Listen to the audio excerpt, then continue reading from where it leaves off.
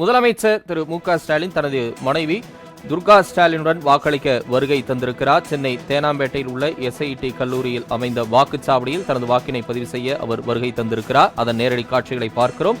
முதலமைச்சர் மு.க. ஸ்டாலின் அவர் தனது மனைவி துர்கா ஸ்டாலினோடு வாக்குச்சாவடிக்கு வருகை தந்திருக்கிறார். தனது வாக்கினை பதிவு செய்ய அந்த காட்சிகளை நேரலையில் பார்த்து கொண்டிருக்கிறோம். தமிழ்நாட்டின் மிக முக்கிய ஒரு அணியாக இருக்கக்கூடிய திமுக அணி முதலமைச்சர் மு.க. ஸ்டாலின் வழிநடத்தி சென்றிருக்கிறார். பல்வேறு கட்ட பரப்புரையிலும் அவர் ஈடுபட்டிருக்கக்கூடிய நிலையில் ஒரு பெரிய வெற்றி எதிர்பார்ப்போடு அந்த கூட்டணியினர் இருக்கக்கூடிய நிலையில் தற்போது முதலமைச்சர் வாக்களிக்க வருகை தந்திருக்கிறார். அந்த காட்சிகளை நேரலையில் பார்த்து கொண்டிருக்கிறோம்.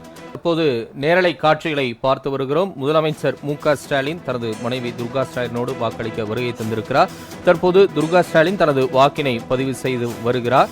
தொடர்ந்து முதலமைச்சரும் தனது வாக்கினை பதிவு செய்ய இருக்கிறார். தொடர்ந்து செய்தியாளர்களை சந்திப்பார் என்ற எதிர்பார்ப்பும் இருக்கிறது.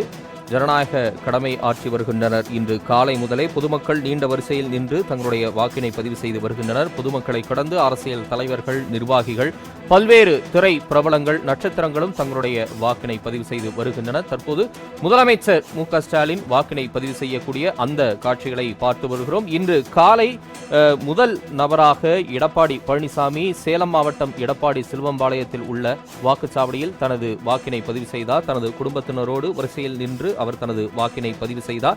தற்போது முதலமைச்சர் மு.க. ஸ்டாலின் தனது மனைவி துர்கா ஸ்டாலினோடு வரிசையில் நின்று தனது வாக்கினை பதிவு செய்து வரக்கூடிய அந்த காட்சிகளை நேரலையில் பார்த்துக் கொண்டிருக்கிறோம். தொடர்ந்து பல்வேறு கட்ட காட்சிகளையும் நாம் களத்தில் இருந்து பார்த்துக் கொண்டிருக்கிறோம். நமது செய்தியாளர்களும் தகவல்களை வழங்கிக் கொண்டிருக்கின்றனர்.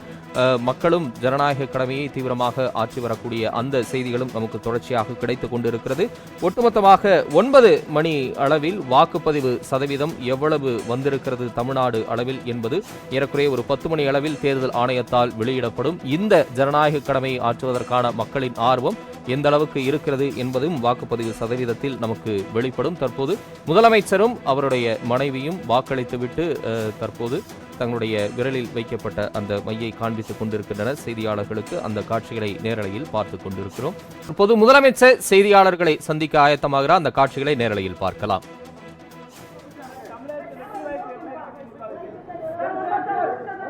நான் என்னுடைய வாக்குரிமைக்குரிய ஜனநாயக கடமை ஆற்றியிருக்கிறேன்.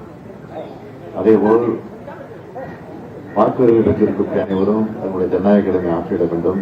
மறந்துவிடாமல் அதை புறக்கணித்திடாமல் அந்த ஜனநாயக கடமை ஆற்றிட வேண்டும் என்று உங்கள் மூலமாக நான் வேண்டுகோள் விடுக்கிறேன்.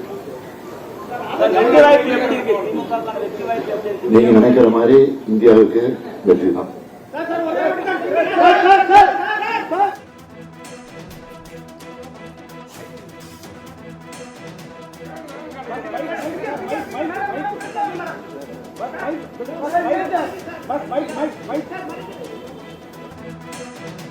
அதை புறக்கணித்திடாமல் அந்த ஜனநாயகத்தை மாற்றிட வேண்டும் என்று உங்கள் மூலமாக நான் வேண்டுகோள் விடுக்கிறேன்.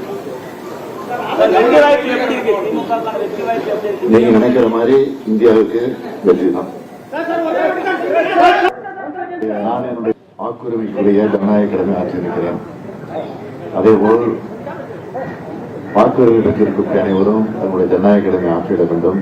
மறந்துவிடாமல் அதை புறக்கணித்திடாமல் அந்த ஜனநாயகத்தை மாற்றிட வேண்டும் என்று உங்கள் மூலமாக நான் வேண்டுகோள் விடுக்கிறேன். நீங்க நினைக்கிற மாதிரி இந்தியாவுக்கு வெற்றி தான்.